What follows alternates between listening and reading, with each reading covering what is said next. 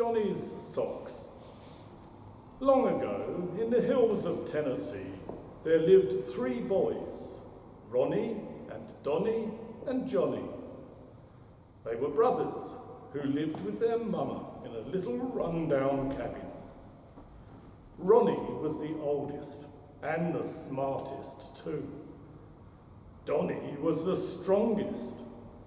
And as for Johnny, well, he had a friendly smile and a good heart, but there was no escaping the fact that he wasn't very bright. And because of that, his older brothers never stopped playing tricks on him. One Christmas Eve, as the brothers sat in front of the fireplace, Ronnie turned to Johnny and said, "Santa Claus is coming tonight." "Yep," said Johnny with a smile. "And he's bringing us presents," Ronnie continued. "Yep," Johnny smiled again. And then Ronnie glanced at Donnie and grinned a mischievous grin.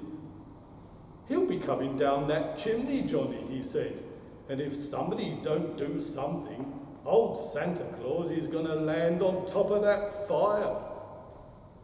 Johnny's smile dropped right off his face. "Oh no," he hollered. And because he had a good heart, Johnny grabbed a bucket of water and threw it right on that fire. The fire sizzled to nothing and belched out a cloud of black smoke that filled the room. Johnny's brothers laughed and rolled all over the floor. Then Johnny's mother walked through the door. "Johnny," she hollered, "what have you been up to?" Johnny stood there, covered in soot and smelling of smoke. "A fireplace, save Santa Claus," he tried to explain, but his brothers interrupted him. "He put out the fire," said Ronnie. "He's not very bright, you know," added Donnie. And so their mother picked up her big broom and chased Johnny upstairs into his room.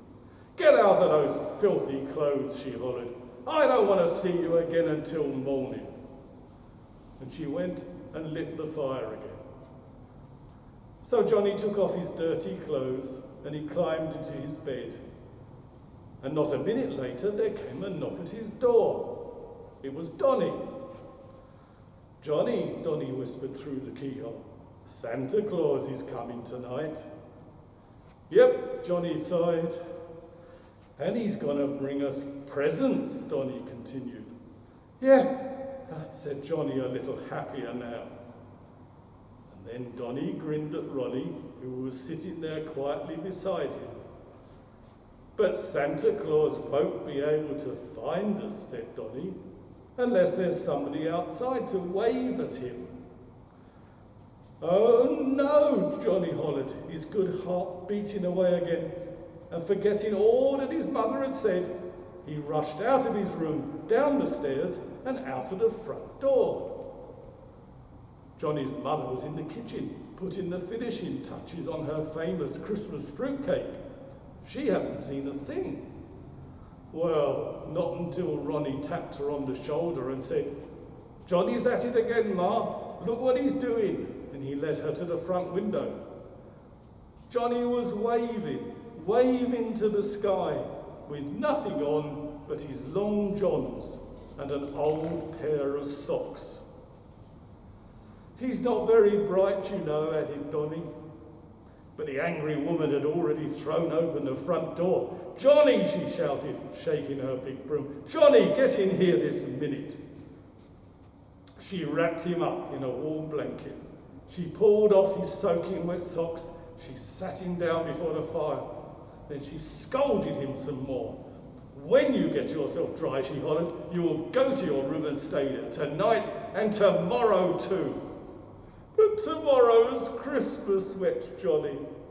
"Christmas is for good boys," his mother said. "Boys who do what their mama tells them. Boys like your brothers."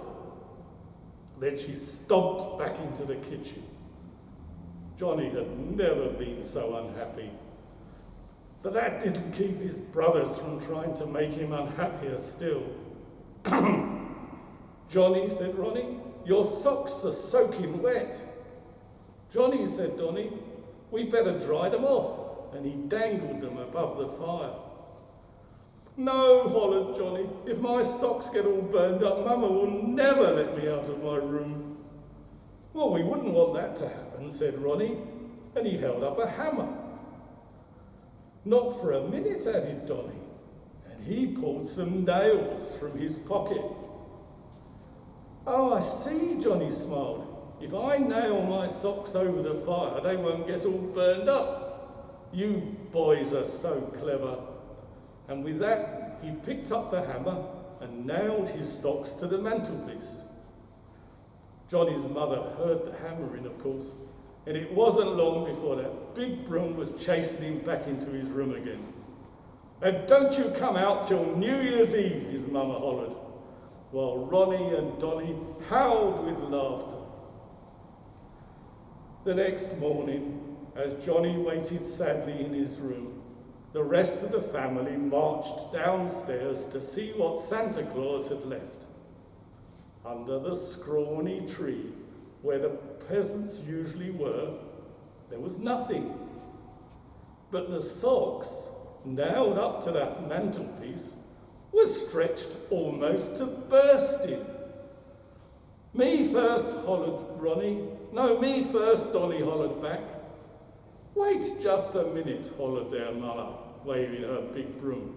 "There's a note pinned to them socks, and it appears to be addressed to me."